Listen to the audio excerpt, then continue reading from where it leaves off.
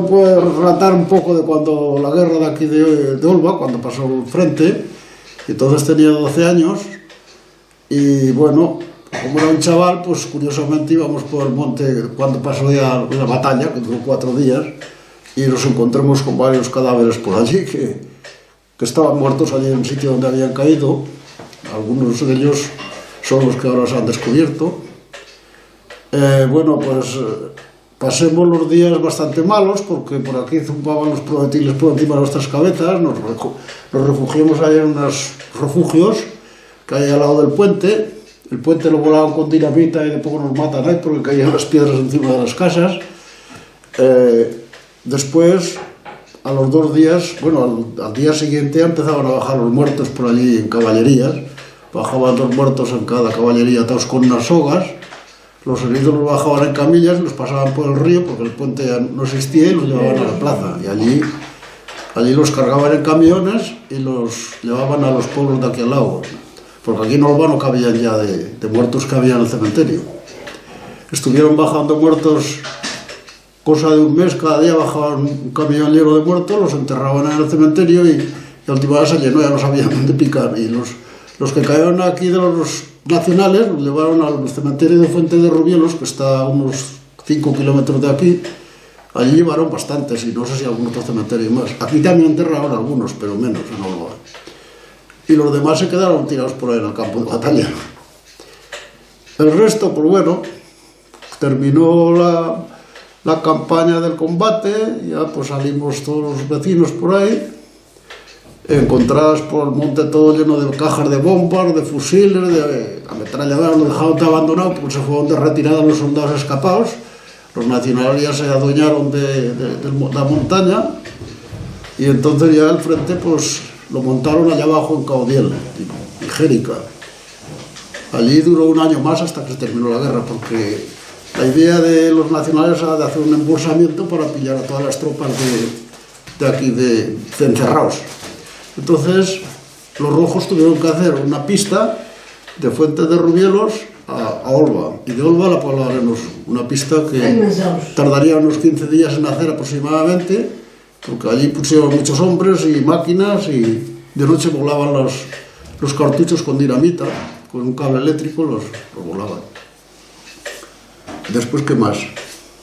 Luego ya formaron el frente en Caudiel y Jérica, que estaba fuera del embolsamiento que se había formado. Y allí duró la guerra un año más, hasta que se terminó aproximadamente en el año 39. Y bueno, de aquí podía muchas cosas más que puedo contar. Eso. Sí, esto fue en el año 1938. En julio del 38. Julio.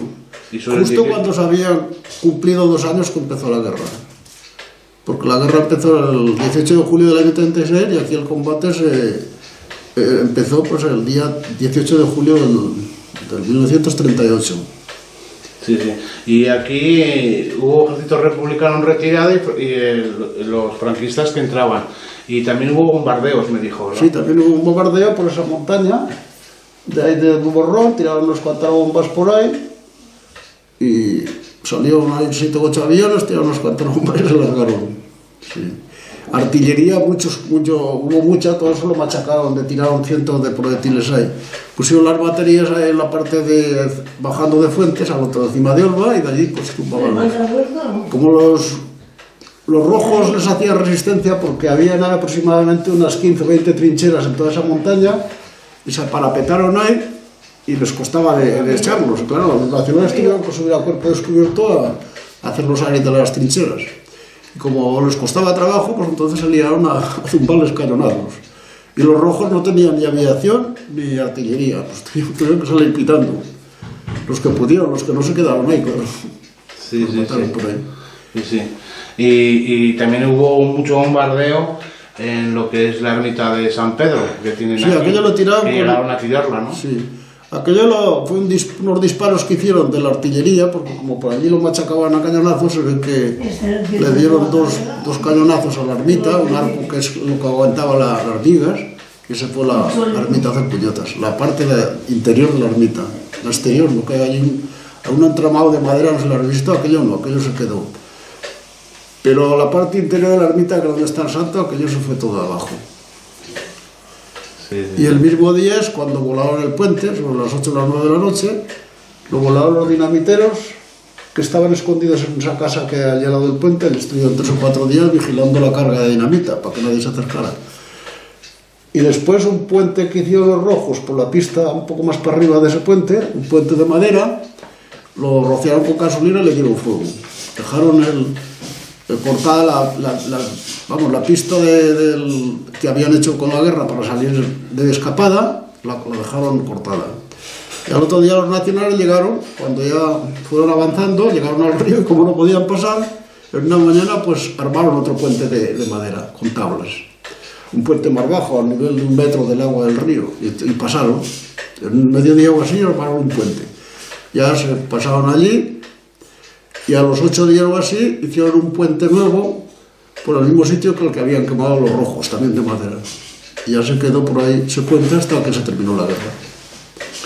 Entonces los combates estarían aproximadamente mientras estuvieron los republicanos por aquí, unos 20 días aproximadamente o así.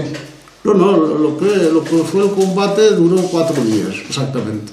Lo que es aquello de los bombardeos, la artillería y todo eso jaleo, duró 4 días. ¿Y la estancia de estos hasta ahora, que...? luego los nacionales ya se aposentaron por aquí, por las casas viejas y los pajares, y esos pues reconstruyeron el puente ese que habían volado, lo reconstruyeron también con unas vigas de hierro, que está, ya se ve que, no sé si lo habéis visto, que hay medio puente de obra, de arquitectura de obra, del que hicieron antiguamente, de piedra picada. Y el resto está hecho con unas vigas de hierro y cemento. Lo hicieron con vigas de hierro y madera, pero luego la madera se pudrió y entonces los vecinos del pueblo tuvieron que arreglar con cemento, porque como no daban dinero, pues tuvimos que arreglarlo entre todos. Y ahora pues ahí está el puente, a mitad, está cojo, la mitad de hierro y la mitad de piedra. Sí, sí.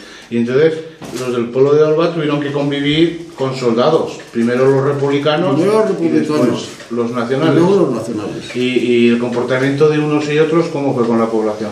Bueno, el comportamiento, si quieres que te diga la verdad, fue fatal, sobre todo con los nacionales. Cuando empezó la guerra, pues aquí ya sabes tú que hicieron barbaridades los rojos y los nacionales mataban a todo el que pillaban. Los rojos se cargaban a los curas, se cargaban a los que pillaban, y los nacionales se cargaban a los demás. Entonces venían aquí coches de milicianos y preguntaban al alcalde, que había un alcalde muy bueno, que fue un tío que tuvo mucho valor, y le preguntaba que dónde estaba el cura y si había gente rica, fascistas, reuniones para llevárselos para fusilar. El alcalde dio la cara y dijo que aquí ni había curas, ni el cura que se había largado, y que gente rica ni fachas que no había, que era gente trabajadora, y él respondía por todos. Bueno, los conformaba y se marchaban, los llevaban al bar, les invitaban unas copas y se iban. Bueno, si ustedes responden por ellos, ya veremos, a ver, ya volveremos. A los 2 días volvían otros, y así lo estuvieron una semana. El cura lo tenía escondido dentro de una casa del pueblo, y lo sabían todos del ayuntamiento. Entonces el ayuntamiento no se chivó. Y cuando vieron que cada día venían a preguntar por él, al final le dijo al cura: lárgate de aquí porque uno se va del pico y te van a liquidar, porque recogían a los curas y se los cargaban. Y el trío de la noche se cogió y se marchó por ahí hasta que encontró el frente ahí por la Puebla del Verde, allí se incorporó a la zona nacional. Luego después de la guerra volvió de cura. Pero después, cuando ya terminó, o sea, cuando los nacionales liberaron el pueblo, por eso te digo que no se portaban muy bien los nacionales. A todos que les habían salvado la vida, porque les salvaron, aquí no afusilaron a nadie, cuando los rojos no afusilaron a nadie, porque el alcalde supo ponerse en su sitio y tuvo un par de huevos, dijo: aquí mando yo y yo respondo de todos. Se jugó la vida, que se lo podían haber cargado. Pero como vieron que era un tío que era legal, pues no le hicieron nada. Llegaron los nacionales y entonces ya empezaron, entre el cura y un cuartelillo de la Guardia Civil y 4 vecinos que habían por ahí, empezaron a hacer unas listas de los que habían sido del ayuntamiento cuando la zona republicana. Hicieron unas listas para sacarlos fuera del pueblo, que por cierto a mi familia nos tocó, para sacarlos desterrados, con la intención de fusilarlos, no por otra cosa. Y sacaron como unas 30 familias de aquí del pueblo de Olva.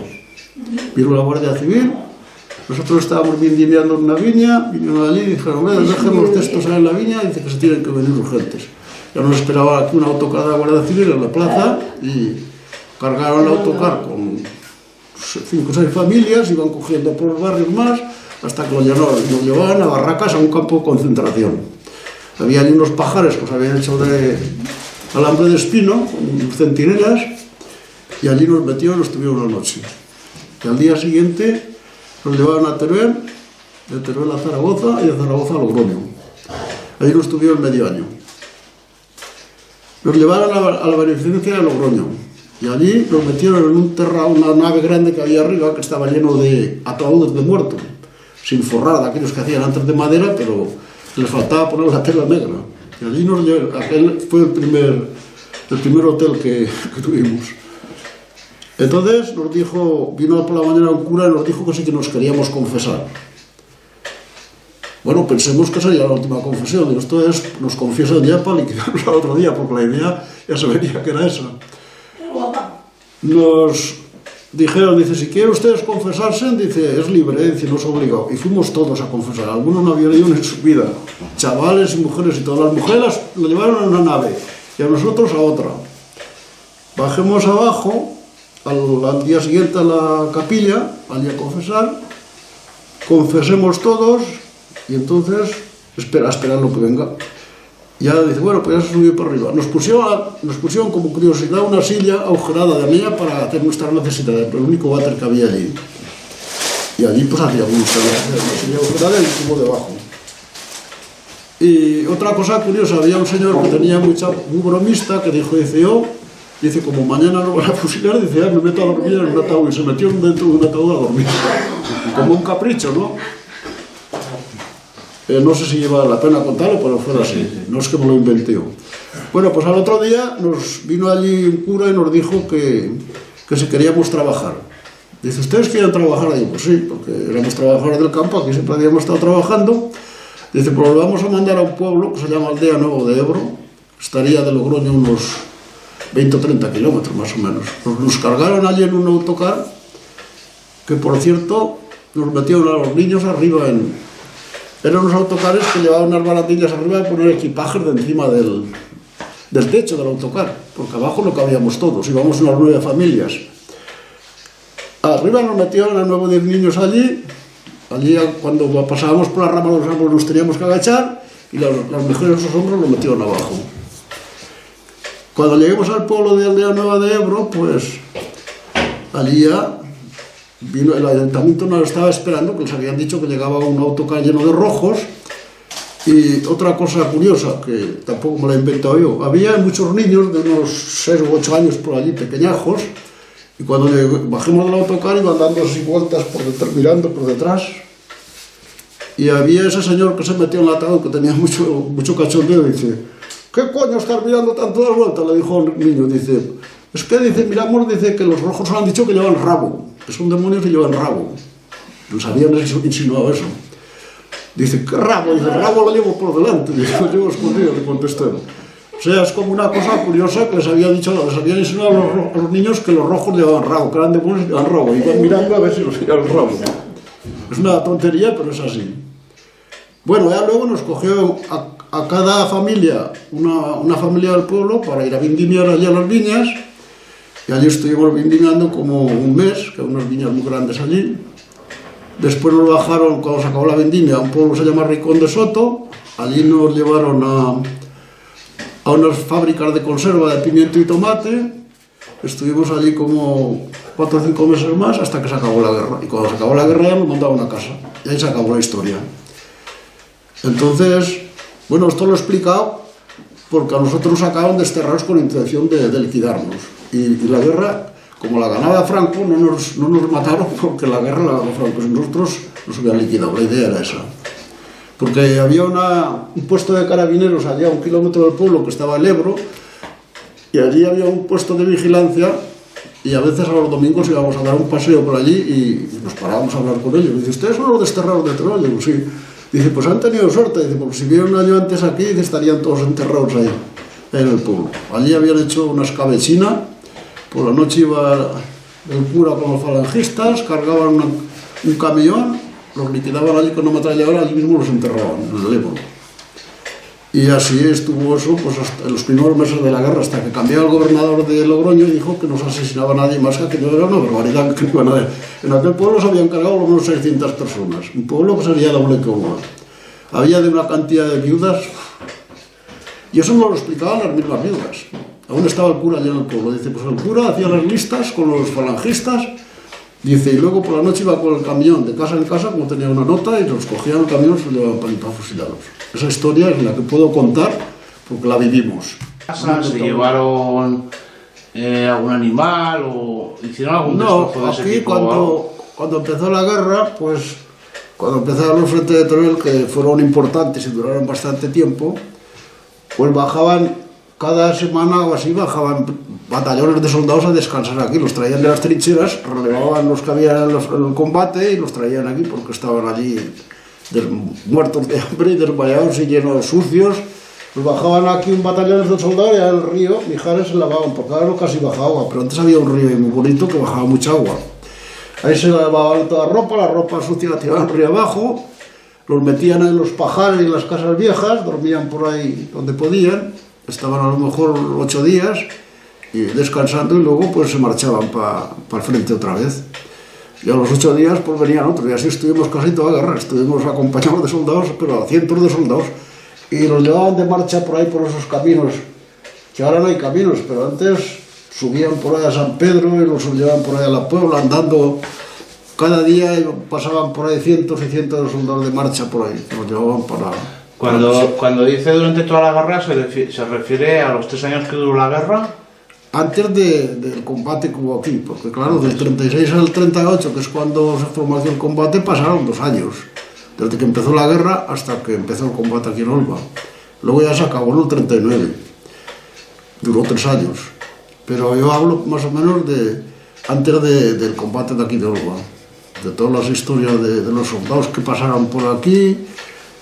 No, aquí de robaban y eso no lo robaban, aquí tenían los compañeros de soldados tenían sus cocinas que les guisaban allí a base de lentejas y garbanzos, que lo que comían más, porque pasando hambre, pero bueno. Y no, en las casas normalmente no robaban, no se portaban mal. Y entonces estuvieron pasando soldados desde el 36 hasta el 38. ¿Qué? Desde el año 36 hasta el 38 estuvieron pasando soldados continuamente. Sí, aquí estuvo lleno de soldados esto continuamente. Como el frente de Teruel lo teníamos ahí cerca, estaba... Bueno, primero por arriba, por Teruel, pero luego ya se bajó hacia la Puebla del Verde, Sarrión y toda esa zona de por ahí. Y de aquí se veían los cañonazos y la aviación pasaba cada día a bombardear por esos pueblos, y ahí en la estación de Rubielos y en la estación de Mora cada día había bombardeos. Estaba eso lleno de tropas por todos los sitios y cada día veían los aviones, unas cuadrillas que iban de 3 en 3, a lo mejor asomaban ahí 3 o 4 las cuadrillas, iban 9 o 12 aviones. Y ya cuando llegaban a la estación de Rubielos, veías de aquí que se separaban y ya se sentían ¡bum! Ya estaban bombardeando por ahí. Eso continuamente, se sentían las bombas de aquí.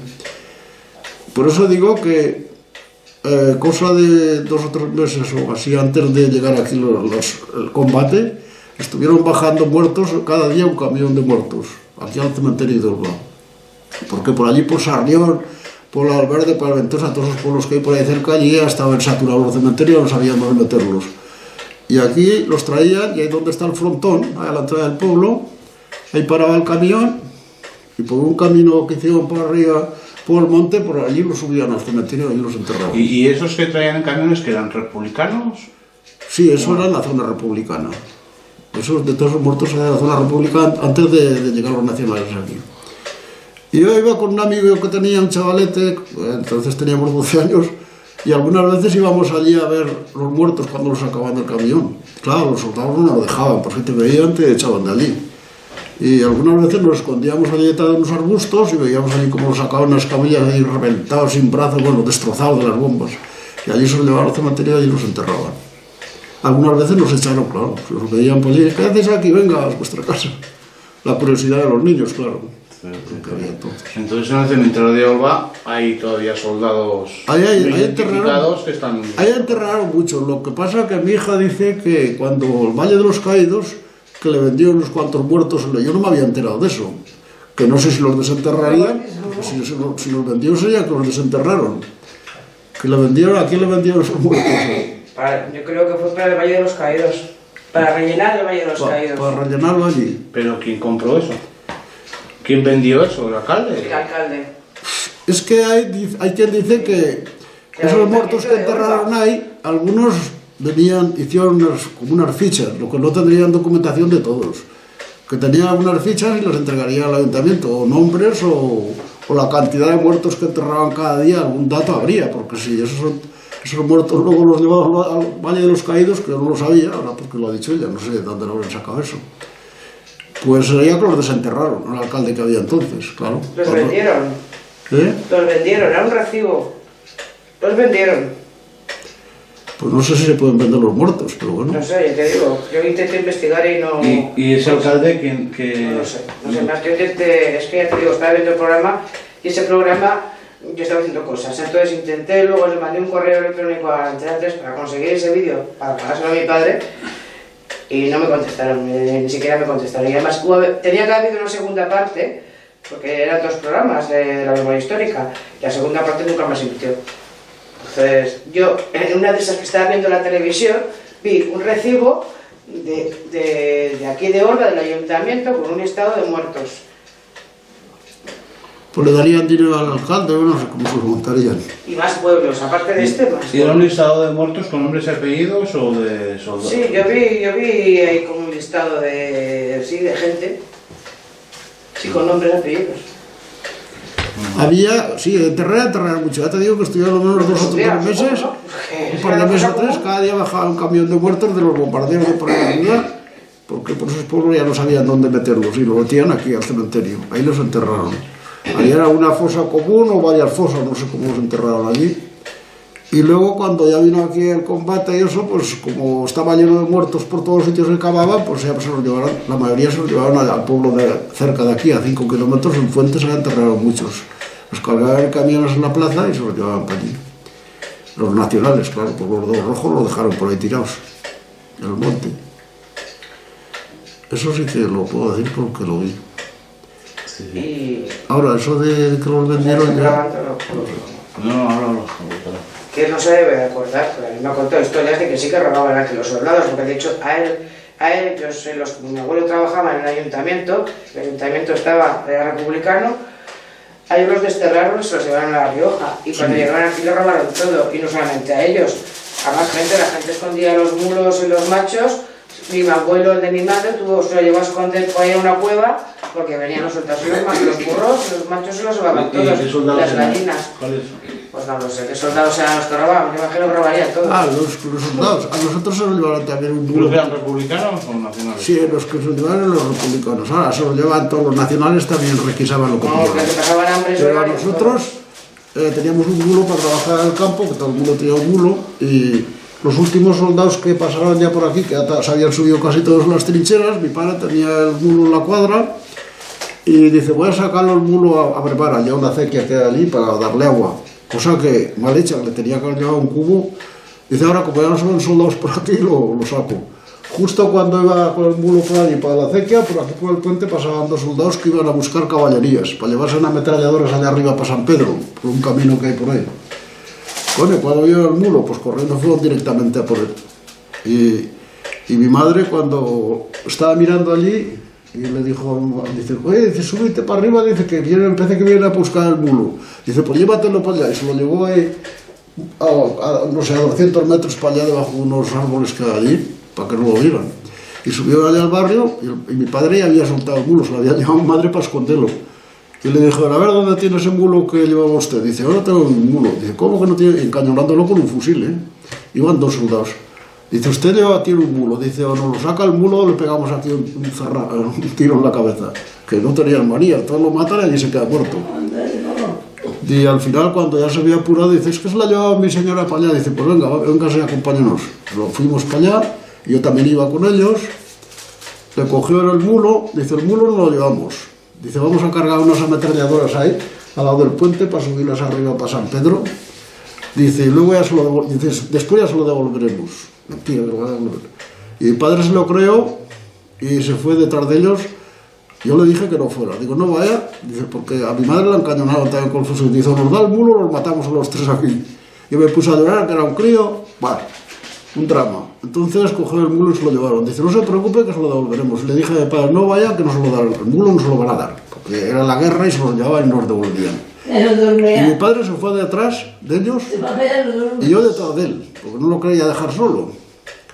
Nos fuimos subiendo por ese camino arriba hasta San Pedro. Ellos montaron a caballo en el mulo, que no cargaron ametralladora ni nada, y nosotros detrás. Y mi padre le dijo, vuelvas a casa, que no, pues el tozudo quería un mulo otra vez. Que sí, que me lo han dicho que me lo darán. Cuando llegamos a San Pedro, aquello era una multitud de tropas. Aquel llano que hay allí no cabía de tropas que habían allí. Habían allí 2 o 3 generales o lo que fueran, oficiales de aquellos. Allí distribuían a los soldados. Usted coja esa caja de ametralladora y váyase para allá. Usted coja eso y se vaya a aquella montaña. Allí distribuía a todos los soldados por aquellas montañas para el combate. Cuando llegamos nosotros allí, al ver allí 2 personas de gente civil, como todas las militares, pues había allí un comandante, no sé, que distribuía la tropa, había 2 o 3 con muchos galones allí. Dice, ¿estos quién son? Dice, estos son los dueños del mulo. Dice que nos ha dicho que éramos unos fascistas, no sé qué, la mujer nos ha insultado. Dice, déjenlos aquí que ya me encargaré yo de ellos, dijo. Porque el tío estaba muy ocupado allí con los soldados. Entonces allí el mulo nuestro lo cargaron con unas ametralladoras y se lo llevaron. Para allá, en dirección a los Ibáñez Altos, allá donde estaba la cadena aquella de él. Allí había una procesión, toda aquella pista de San Pedro para allá, que era un desfiladero de soldados para allí, que no, bueno, una multitud. Se llevaban el mulo y ya, pues, y entonces yo le dije a mi padre, venga, vámonos para casa. Le hice señas, digo, vámonos. Y el tío, como tenía trabajo allí, el comandante o lo que fuera aquel, pues estaba con otras ocupaciones y a nosotros ya no se preocupó. Digo, va, le hice señas y le digo, vámonos. Y mi padre se quedó allí como atontado esperando, digo, vámonos, y nos fuimos. Nos fuimos camino abajo, camino de casa. Y justo cuando íbamos a la mitad de la cuesta, ya se veía enfrente, la montaña de enfrente, que venían todos los nacionales, una caravana por allá arriba, enfrente de Olva, esa pista que había hecho nueva, entre medio de Fuente de Olva. Se veía una caravana, los nacionales que venían. Digo, miren lo que se ve por allá. Si nos pillan por esa cuesta, nos matan, porque nos vino justo llegar a la puerta de casa, que nosotros vivíamos ahí enfrente, en ese barrio. Justo llegar a la puerta de casa, empezar el jaleo de las ametralladoras, los fusiles, bueno, aquello es una salva de... Se armó el trapilijo, las ametralladoras por todos sitios y balas por todos sitios silbando, justo. Si nos pillan a mitad del camino, digo, pues nada, eso nos pasó. El mulo se lo llevaron. Nosotros salvamos el pellejo de milagro, porque yo si no subo con mi padre ya no vuelve, se lo habían llevado, se lo habían quedado allí. Y bueno, pues de esa nos salvemos. Luego ya, cuando empezó el tracateo de las ametralladoras y eso, pues pensemos de irnos a un refugio que hay, ahí encima del puente, unas cuevas que hay, y nos metimos. Allí había medio pueblo escondido, allí como pudimos nos metimos entre las balas escondidas y allí pasamos 2 o 3 noches, hasta que ya se pasó el jaleo. Eso nos pasó. Y se fue sobre el 18 de julio, pues no, del 38. Sobre el 18 de julio del 38 fue cuando... Sí, en el año 38, sí. Le pasó eso a su padre, a usted... Sí, pero a nosotros nos pasaban muchas peripecias con la guerra. Mi padre, los dinamiteros que vinieron a pegarle fuego a las mechas, lo cogieron allá de la punta del puente en aquel pilón, y justo 2 habían venido porque la carga de dinamita estaba en la parte de aquí del río, en la parte del pueblo. Y habían allí 5 o 6 soldados y 2 habían venido a pegarle fuego a las mechas. Y a mi padre, como ya no se sentía jaleo por ahí, había pasado el jaleo, venía al pueblo a ver a un hermano que tenía, a ver si le había pasado algo. Le dijo a mi madre, me voy al pueblo y dice a ver si le ha pasado algo a mi hermano. Dice que hace 2 días que no sé nada de él. Que no debía haber ido, pero vino. Justo cuando llegó allí, lo encañonaron y le dijeron, ¿usted dónde va? ¿Usted quién es? ¿Un espía? ¿O usted es un fascista? ¿O es un republicano? Mi padre no sabía lo que contestar. Porque dice, yo no soy fascista y republicano. Dice, es un hombre que lleva aquí al barrio, voy a ver a mi hermano, dice, a ver si le ha pasado algo. Dice, pues, estése quieto ahí, dice, si no quiere que le dé encañonándolo allí con el fusil. Dice, usted se va a venir con nosotros. Le dijeron, dice, entonces le dijeron lo que pasaba. Dice, mire, nosotros somos los que le hemos pegado, le damos fuego a las mechas del puente. Dice, han pasado 2 compañeros que le van a pegar fuego al puente. Dice, cuando ellos vengan, nos marchamos todos. Se marcharon por un camino que había por ahí, en dirección hacia la Puebla, un camino para arriba, y ahí detrás de la montaña tenía el alto mando. Y allí, pues cuando ya reventó el puente, se sentaron unos minutos allá arriba, ya reventó el puente, ya pues se quedaron tranquilos. Y el padre lo entregaron atrás al alto mando, a los jefes que tenían ellos, como prisioneros. Dice, este hombre lo hemos encontrado que iba Dice que al pueblo era un familiar y lo hemos cogido prisionero. Dice, bueno, pues déjalo aquí, dice que dice, ya nos haga servicio, y lo meteremos aquí con los cocineros que les ayude por ahí a llevar comida o lo que sea. Así, que lo tuvieron 2 días, prisionero, le cargaban un carnero, lo menos 2 kilómetros de allá a un barrio que hay abajo Los Cantos, y el tío con una pistola dice, bueno, hay que marcharse de aquí, que el enemigo ya viene cerca de los nacionales. Ya cuando se vieron apurados, el alto mando lo quitaron de ahí. Dice, no quiero ver un tío más de 10 metros. Dice, si no le pego un tío, un capitán allí, que había que hacer la retirada de allí, marcharse más abajo a 2 kilómetros para montar allí en unas cuevas el mando. Y mi padre, pues lo cogió en prisionero y le dijo, dice, ¿usted cuándo va a volver? Dice, pues cuando se acabe la guerra. Dice, es que yo tengo a mi familia y no sabe nada. Dice, no se preocupe, dice que ya volverá. Y allí en el otro alto mando que montaban en el otro barrio, cuando ya se habían perdidos, que tuvieron que salirse de allí a los 2 días, las prisas y todo el jaleo, mi padre los pudo despistar y se vino para arriba, para casa, y volvió. Nosotros creíamos que lo había pillado el puente, pero justo a los 10 minutos o 20 que se había marchado, reventó el puente. Pues lo ha matado el puente. Y al otro día buscándolo por el río y por ahí, preguntando, y nadie sabía nada de él. Y a los 2 días vino por allí, por el camino que se lo había llevado. Estaba vivo por casualidad. Todas estas historias es que pasaron así. Y, bueno. Y ahora en el Roque, de cómo, ¿qué sintió cuando vio los soldados muertos, cuando era niño recorriendo el Morrón y esto, y los vio muertos? Y cuénteme. Bueno, pues claro, te impresiona, pero a todo te acostumbras. Ya era de suponer, nosotros íbamos cuando ya pasó el frente, que ya no se sentían tiros y por ahí, nos fuimos a chafardear por ahí por el monte, la cosa de la curiosidad. Y de vez en cuando pues te encontrabas con un muerto. Y bueno, no te hacía ninguna gracia, porque no hacía ninguna gracia encontrarte un muerto. Y además que era verano, que hacía un olor y llenos de moscas todos allí. Hacían impresión, pero bueno, pues mira. Sí, en las cosas que estuvimos en la ermita de San Pedro, que nos dijo Manuel aquellos que había entre 2 o 6. No, aquellos de San Pedro, aquellos no los vi muertos, los vi recién enterrados. Se veía allí el montículo de tierra como se habían puesto, y además que blandeaba recién puesto, se veía que había un muerto debajo. Los que vi muertos aquí, 2 o 3, es aquí enfrente, encima de ese barrio. Hay 2, 3, que eso sí que los vi muertos. Allí había uno, un gran tierrón grande, que estaba con las cartucheras y el fusil allá al lado, boca abajo, allá en el suelo, que lo habían cargado. Y hay otro que está en un barranquizo de esos que hay ahí, enterrado abajo en el mundo del barranco. Aquel estuvo 2 días pidiendo auxilio. A los 2 días que ha pasado el combate aquí, subió un hombre a ver unas fincas que tenía por ahí debajo del Morrón, porque eso estaba la mateada, era cultivos, había trigo y viñas. Dice, me voy a ver las fincas. Y cuando pasó por allí por el barranco, sintió que uno pedía auxilio. Pero fíjate qué talento tuvo el hombre, que lo dijo a los 2 días.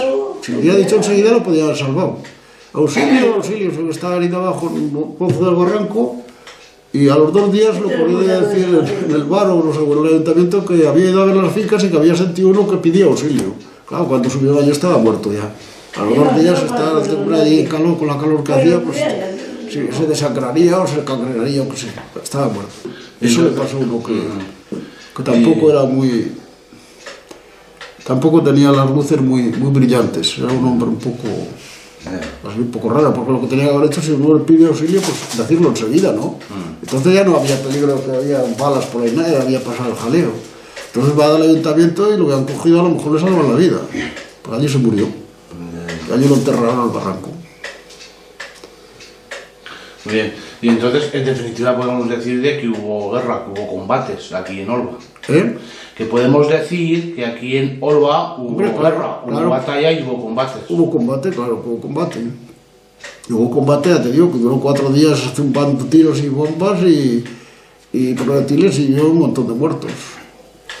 Yo hablé con uno de un pueblo que se llama Artana, de allá abajo de Valencia, que es el que se encargaba de recoger los muertos de los nacionales y el material que habían dejado abandonado por ahí. Y dormía por allá en una casa de aquellas viejas, y a veces pues me paraba a hablar con él. Había unos cuantos soldados por allí. Digo, ¿y vosotros qué? Eran los nacionales ya, digo, ¿qué, cómo ¿cuántas bajas habéis tenido? Dice, por nuestra parte unos 200 bajas habían tenido, por la parte nacional. 200 bajas serían entre muertos y desaparecidos, supongo. En zona republicana, pues no sé los que caerían, porque a lo mejor cayeron menos porque ellos estaban atrincherados y nosotros iban a cuerpo descubierto a hacerlos saltar de las trincheras, pero también cayeron unos cuantos, claro. Pues eso me lo explicó ese hombre que recogía material de guerra abandonado y muertos de la zona nacional, que de la parte de ellos habían caído unos 200 personas, 200 soldados, en el combate este de aquí de Uruguay. Claro, yo no los he podido contar, pero es una historia que supongo que cuando lo dijo sería verdad. Sí. Y entonces de los nacionales, no, aquí se llevaron todos, los muertos se los llevaron todos, no quedó ninguno. ¿De los nacionales?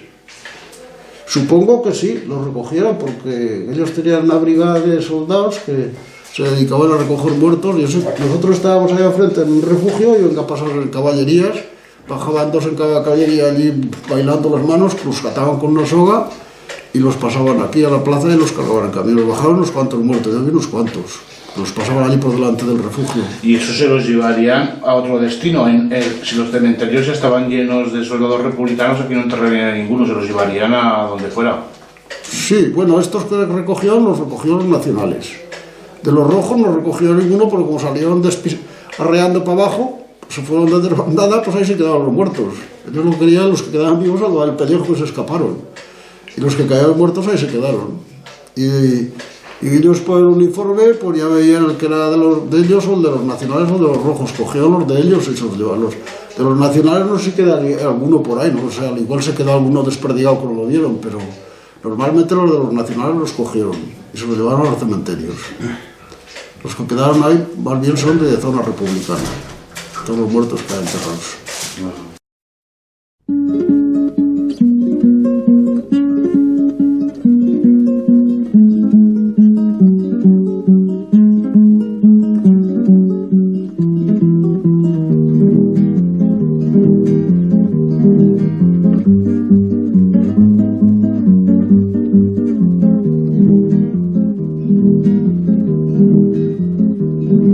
Por un camino etrumao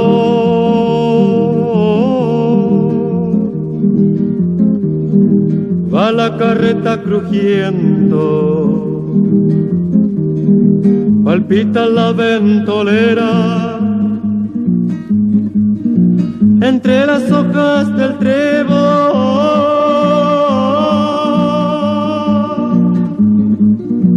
Palpita la ventolera entre las hojas del trébol.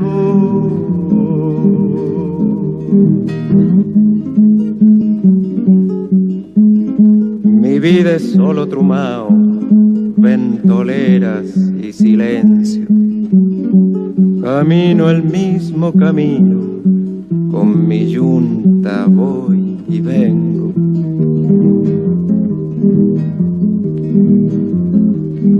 La tarde baila en la nube,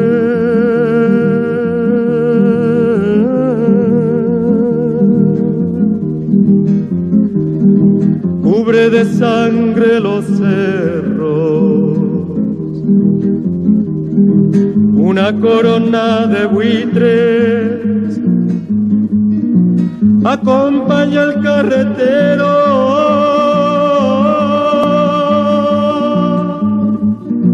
Una corona de buitres acompaña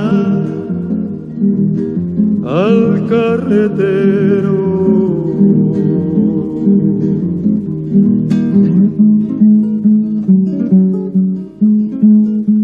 A veces pierdo la huella mientras el corazón da un vuelco.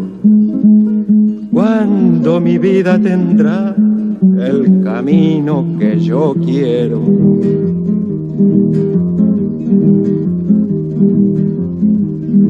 Un aleteo de sombra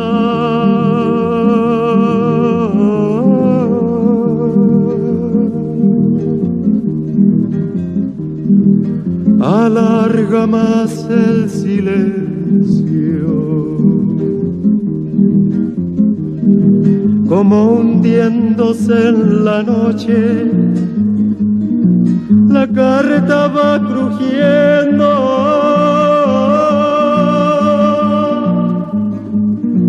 Como hundiéndose en la noche la carreta va crujiendo.